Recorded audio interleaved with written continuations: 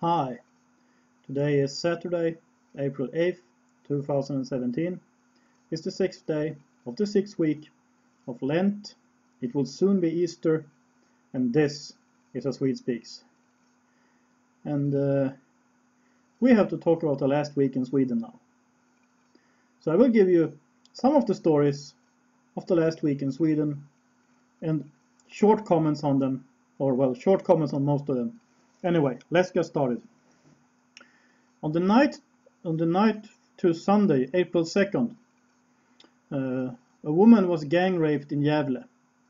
Tragic, very tragic. And people were passing by, but no one reacted. No one tried to help her. They just walked by. And well, that's sad, but it doesn't surprise me. And as I understood this story, the people raping her were, of Islamic background. Let's put it that way. And I have a suspicion that people are afraid to act because they fear these people. And they're afraid of being accused of stuff. And they might even be accused, if they try to help her, they might even be themselves be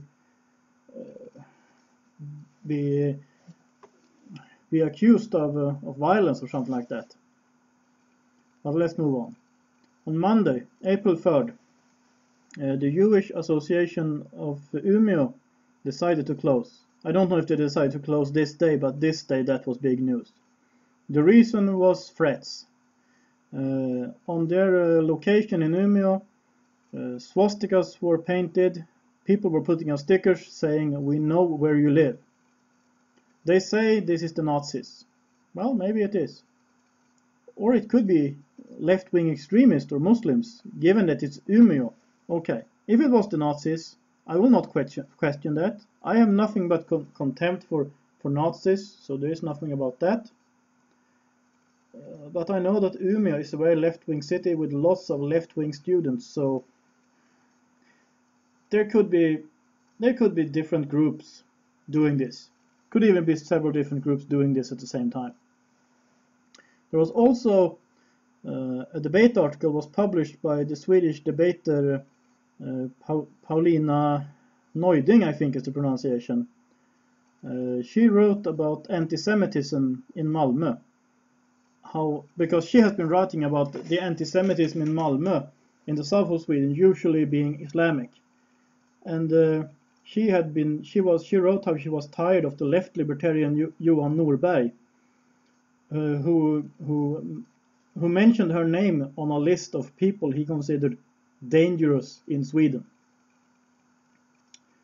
And Johan Norberg is a free marketer, and that is fine, but he is also a cultural radical, and that is not fine. There was also a story about how in certain parts of Stockholm, in what is called the Järva area, Järvafältet, and the Järva area consists of places like Rinkeby, Tensta, Husby, how men there were harassing women and trying to, sort of moral police or Sharia police almost, and they would also especially harass, a woman with a dog. There was a story on this on the Swedish TV channel TV4, and how they harassed her dog too.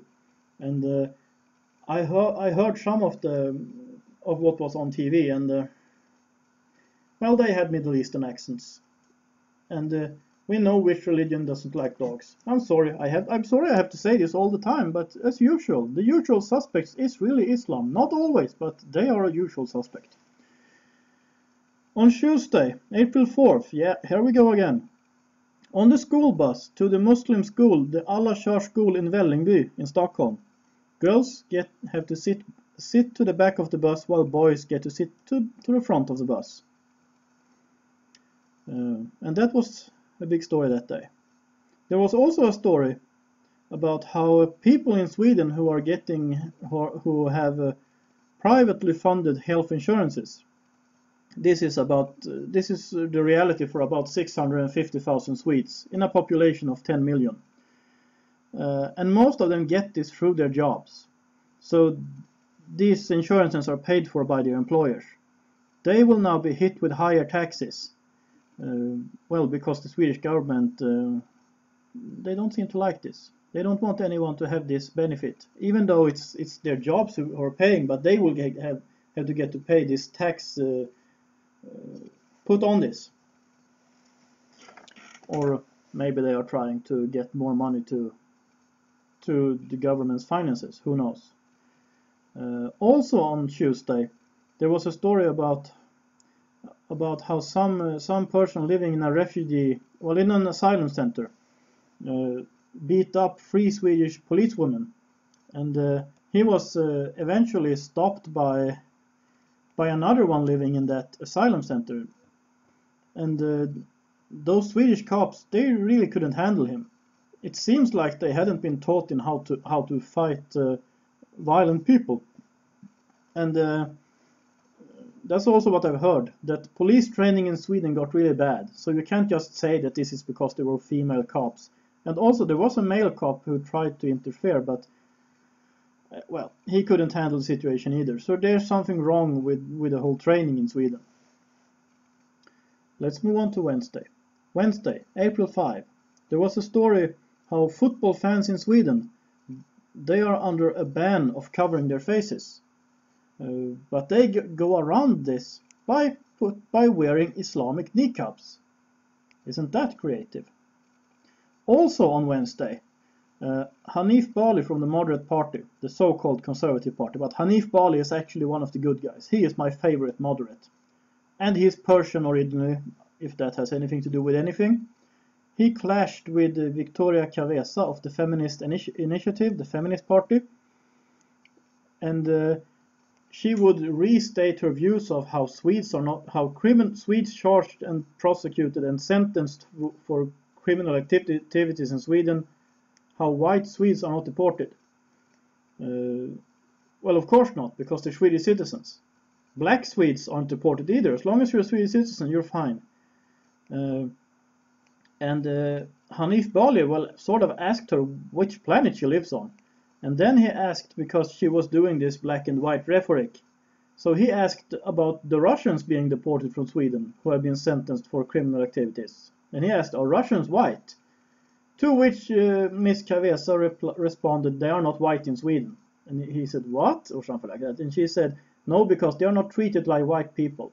So in Sweden, Russians are not white, and there is a norm of whiteness in Sweden. So I'm not sure if I'm understanding her correctly, but because Russian citizens sentenced for crimes in Sweden are deported from Sweden, they are not considered white by Swedish authorities and are thus deported. I think that's the logic. A crazy logic, but I think that is the logic. And as I mentioned in some other video, well, Swedes, no matter what color of their skin, who commit serious crimes in other countries, are deported to Sweden, because they are Sweden's responsibility, while foreign citizens doing crime in Sweden are really the responsibility of the countries of whom they are citizens. No matter if they are white Russians, black Somalis, or whatever, it doesn't matter. On Friday, the Stockholm attack, and I have said lots of that, so I don't think I should say very much about that now, but I can say some. What happened with this truck that just drove into a crowd in downtown Stockholm, Drottninggatan, the Queen's Street. I mean, it's called Drottninggatan, that means the Queen Street or something like that. And it's really central Stockholm, and it was at the exact right time to attack too, if you want to cause harm. Because it was early in the afternoon, people were leaving their offices, so there were lots of people. It was crowded street. 4 people, as far as I understand, four people died. There are people injured, and they have arrested 2 suspects. One of them, at least, was from Uzbekistan. He had been denied asylum in Sweden, but he was still working somehow. I guess he was using another identity, and I don't know if he was working under table or what have you.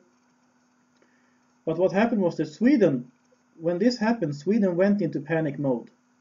So they shut off all the public transportation in Stockholm. So instead of escaping in the public transportation, people had to walk out of Stockholm. If someone would have wanted to launch a second attack, the streets would be full of people. Bridges in Stockholm would be full of people. It would be really easy to do something really terrible.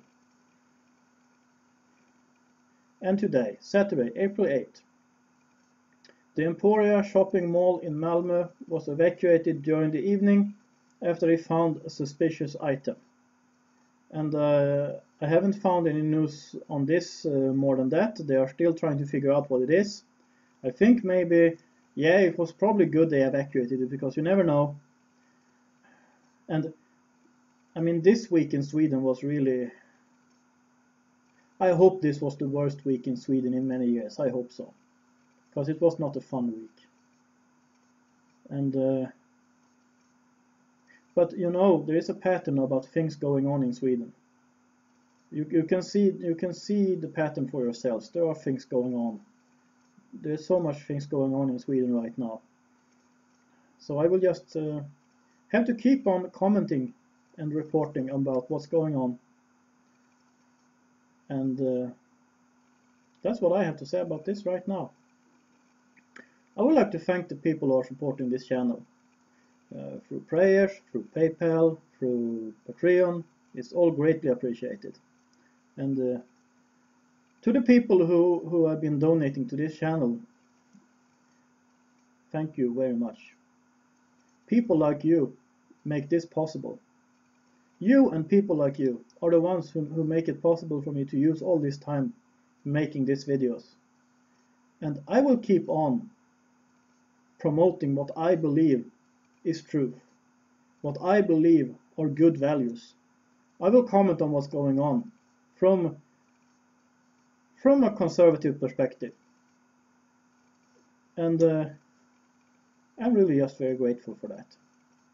I think I might have been called into this time to do this, and I am so happy for the people who are making this possible. And even though I'm still in the Google AdSense program, I seriously doubt I will ever see any ad revenue from them. So this channel really depends on people like you. So thank you. And if you like this channel, please share my videos on social media. I'm trying to reach 1,000 subscribers, and I am at around 850 now, I think, last time I checked, and I'm very grateful about that. So I hope to reach 1,000 soon, and then I will have a cake party, and you will get to see it. The special Swedish cake I will make, show you, and take a bite of in this show, just to show you what it's like.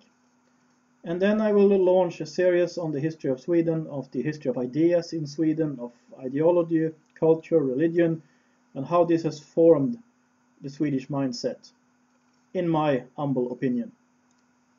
So please share this video on Facebook, Twitter, whatever. And if you got something to say, feel free to comment. If you like this video, please like it. And well, subscribe. Yeah, I said that. Yeah. And as I said, I appreciate all and any support. And I will include all the necessary information in the box below.